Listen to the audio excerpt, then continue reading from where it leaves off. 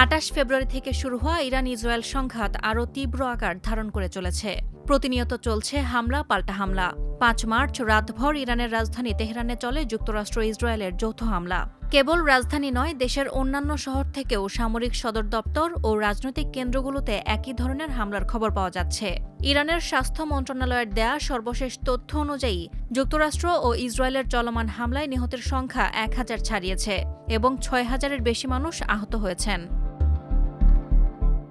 ইরানের কোম শহরে ব্যালিস্টিক ক্ষেপণাস্ত্র উৎক্ষেপণ ব্যবস্থায় হামলা চালানোর দাবি করেছে ইসরায়েল। ইসরায়েলি সেনাবাহিনীর এক মুখপাত্র বলেন, ইসরায়েলের বিমান বাহিনী এই হামলা চালিয়েছে।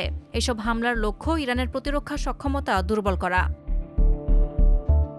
এদিকে দমিনে ইরানও ৫ মার্চ বৃহস্পতিবার ভোরে ইসরায়েলকে নিশানা করে একের পর এক ক্ষেপণাস্ত্র ছুড়েছে ইরান। এর জেরে লাখো ইসরায়েলি বোমা থেকে সুরক্ষা পাওয়ার আশ্রয়কেন্দ্রে আশ্রয় নিতে বাধ্য হয়েছেন। এ তথ্য জানিয়েছে বার্তা সংস্থা রয়টার্স। ইরানের বিপ্লবী গার্ড কোর IRGC এক বিবৃতিতে জানিয়েছে, এরই মধ্যে ১৭ ও ১৮তম দফার হামলা চালানো হয়েছে। IRGCর দাবি, তারা ইসরায়েলের বেন গুরিয়ন আন্তর্জাতিক বিমানবন্দর এবং দেশটির বেশ কিছু উন্নত রাডার সিস্টেমকে সফলভাবে নিশানা করেছে। এদিকে ইরানের বিরুদ্ধে যুদ্ধে অংশগ্রহণের সম্ভাবনা পুরোপুরি উড়িয়ে দেওয়া যাচ্ছে না বলে মন্তব্য করেছেন কানাডার প্রধানমন্ত্রী মার্ক কার্নি। অস্ট্রেলিয়ার প্রধানমন্ত্রী অ্যান্থনি আলবানিজের সঙ্গে ক্যানবেরায় একত্রে বক্তব্য দেওয়ার সময় মার্ক কার্নি বলেন, যুদ্ধে অংশগ্রহণের সম্ভাবনা সম্পূর্ণভাবে নাকচ করা যায় না। এর আগে মার্ক কার্নি অবশ্য বলেছিলেন, ইরানে যুক্তরাষ্ট্র ইসরায়েলের হামলা আন্তর্জাতিক আইনের সঙ্গে সামঞ্জস্যপূর্ণ নয়। তবে তিনি একথাও বলেছিলেন, কানাডা তার মিত্রদের পাশে থাকবে। এদিকে প্রেসিডেন্ট ডোনাল্ড ট্রাম্পের ইরান সংক্রান্ত সামরিক ক্ষমতা সীমিত করার লক্ষ্যে সিনেটে আনা একটি প্রস্তাব ব্যর্থ হয়েছে। প্রস্তাবের পক্ষে ভোট পড়েছে ৪৭টি, বিপক্ষে ৫৩টি। ডেমোক্র্যাটরা অভিযোগ করেছেন, ট্রাম্প কংগ্রেসকে উপেক্ষা করে সামরিক অভিযান চালিয়েছেন এবং যুদ্ধের পক্ষে বিভিন্ন সময়ে ভিন্ন ভিন্ন যুক্তি দিয়েছেন। তবে বেশিরভাগ রিপাবলিকান সিনেটর প্রস্তাবটির বিরোধিতা করেছেন।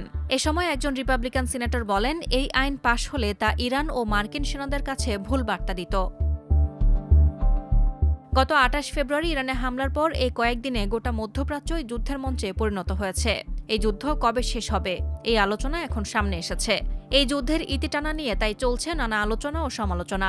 মার্কিন প্রেসিডেন্ট ডোনাল্ড ট্রাম্প কখনো বলছেন যুদ্ধ কয়েক সপ্তাহের মধ্যে শেষ হবে, আবার কখনো বলছেন তা অনেক দীর্ঘায়িত হতে পারে। তবে ইরানের সর্বোচ্চ নেতা আয়াতুল্লাহ আলী খামেনির মৃত্যু ইরানে গভীর জাতীয় আলোড়ন সৃষ্টি করেছে। এর পরপরই ইরানি কর্তৃপক্ষ প্রতিশোধ নেয়া এবং দেশের সার্বভৌমত্ব রক্ষার প্রয়োজনীয়তার কথা ঘোষণা করেছে। এতে আশঙ্কা করা হচ্ছে, এই হত্যাকাণ্ড আঞ্চলিক উত্তেজনা ও সংঘাতকে আরও তীব্র করে তুলতে পারে। সাদিয়া ইয়াসমিন, প্রথম আলো।